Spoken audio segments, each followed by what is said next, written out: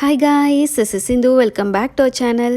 So இந்த வீடியோவில் வந்துட்டு போன வீக்கான கேக் ஆர்டர்ஸ் தான் பார்க்க போகிறோம். 1 வீக் வந்து தீபாவளிக்கு வந்து ஊருக்கு போயாச்சு.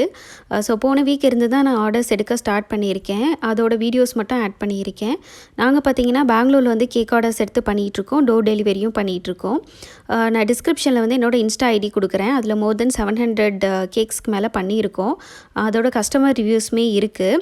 ஸோ அதை செக் பண்ணி பாருங்கள். உங்களுக்கு கேக் ஆர்டர் பண்ணணுன்னா நான் வீடியோவில் நம்பர் கொடுக்குறேன்.